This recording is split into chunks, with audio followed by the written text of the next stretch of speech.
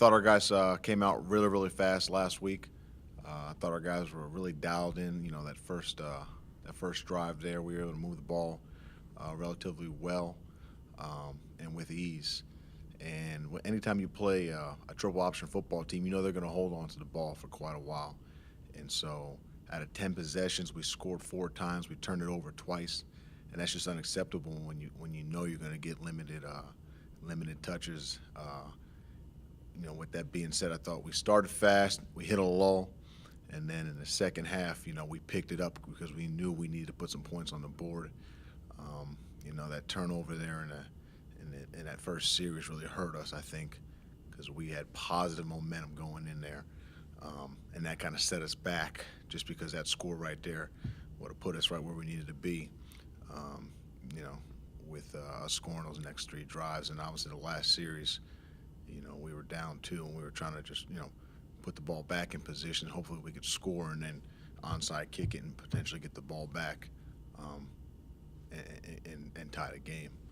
So with that being said, we didn't take care of our business like we needed to. We didn't help our defense out in the first half, and it was too little too late, after that. Looking forward to Monmouth. I think they're a really good football team. They got a lot of veterans returning on both sides of the football. They got an All-American, I believe he's second team, Mike Basili, at safety. They got a number of other guys that have played a lot of football for them in the past couple of years. So with that being said, they're well-versed in their system, and they've had a lot of success thus far this season.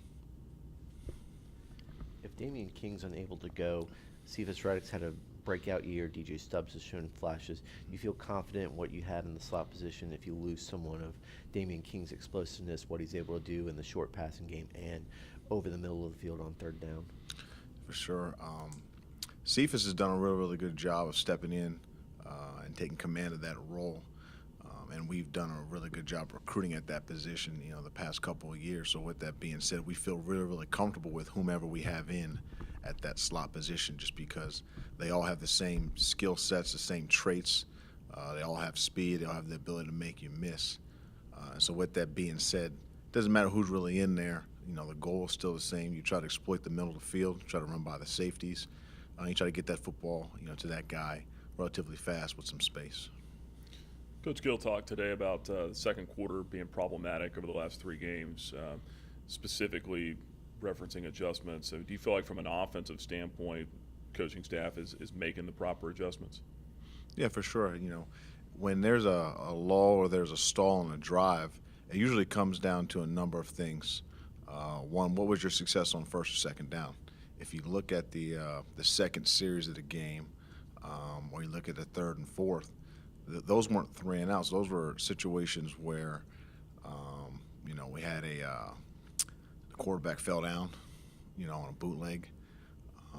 There was inadvertent, clap by the defense that the officials didn't call that put us back an additional 5 yards. And then we had a drop on third and medium. So with that being said, these were things that had nothing to do with adjustments offensively. These had to deal with execution, really, really simple football. And so with that being said, second quarter, I feel like we made all the necessary adjustments needed. We just needed to execute, whether it was a missed throw, whether it was a drop pass, or whether we missed a blocking assignment. That's really what that came down to in the second quarter. But that has been an issue in weeks past where, there may have been adjustment that may have been missed that we caught up at the end of the second quarter. But yeah. The run game averaged, I think, 7 yards per carry on the first drive.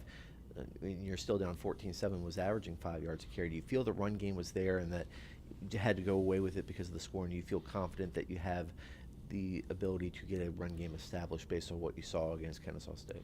Yeah, we got back on track in the run game last week. We felt really, really comfortable with, how we were able to run the ball inside and outside last week.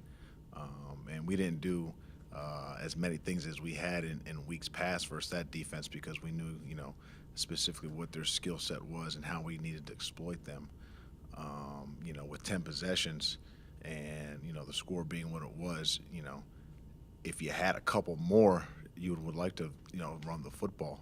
But being the situation as it was, we had to throw the ball.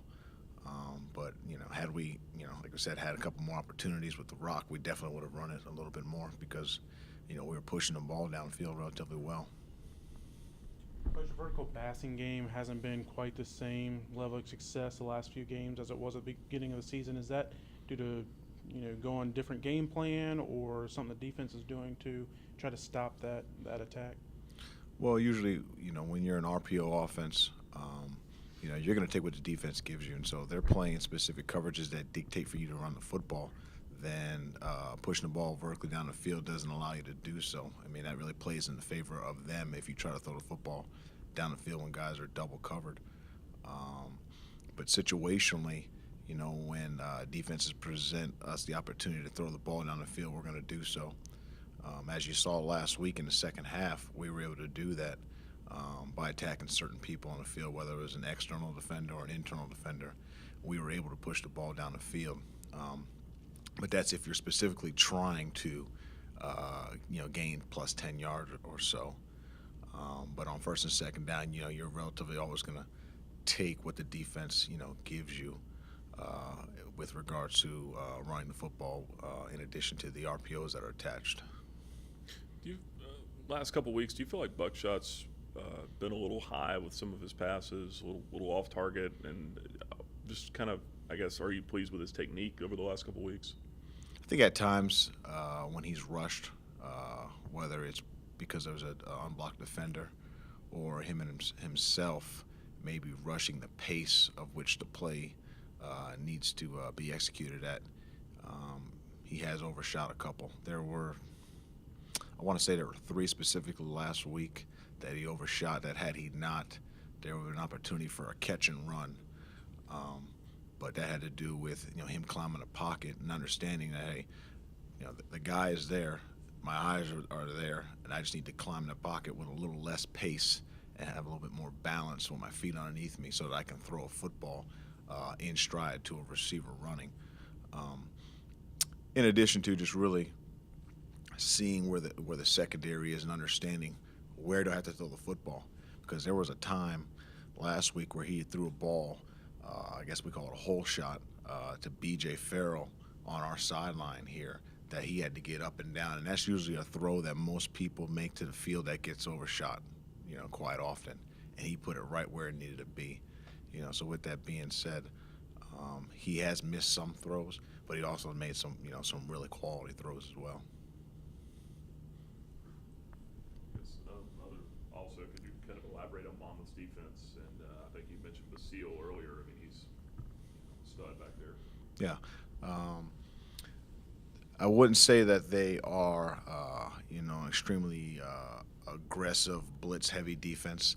They play very sound gap, technique-related defense. And so with that being said, they're not going to allow you to just, maul them and try to get downhill on them. They're going to gap that thing out, and they're going to make you earn every single yard that you get in the run game. Pass game-wise, they play an aggressive press and sometimes soft coverage on the perimeter. And so they're going to make you earn, the deep balls. They're going to be contested because those guys can run outside. And with that being said, their safeties have done a really good job of getting over top a lot of deep balls. And so they know what their strengths and weaknesses are, and situationally what that down and distance is will dictate what they play in the back end. Coach, has the offense not been producing the explosive plays that maybe we saw earlier in the season, and do you feel like that's coming this week? Yeah, we've, since that bye week, we had an opportunity to go back and do a self-evaluation, a self-scout, and see, what it is that defense have been doing to us and what we need to do going forward in order to, push the ball down the field. And we felt like going into last week, we knew what we were going to face, and we knew we were going to have to run the football and take shots had situations presented themselves. And last week, because of where we were in the second quarter, we knew that going forward we had to throw the ball.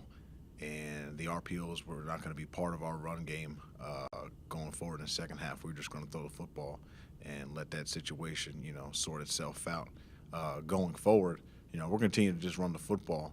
And if the RPOs are there, we'll take them. But, most likely our game plans are always going to consist of running the football and then situationally finding what are the best matchups to throw the ball down the field, whether that's on a corner, whether that's on a safety, whether that's on an outside linebacker. But really, to push the ball down the field, you got to find the right matchup. And week to week, that changes depending on who you're playing, obviously, and their particular defensive scheme and structure.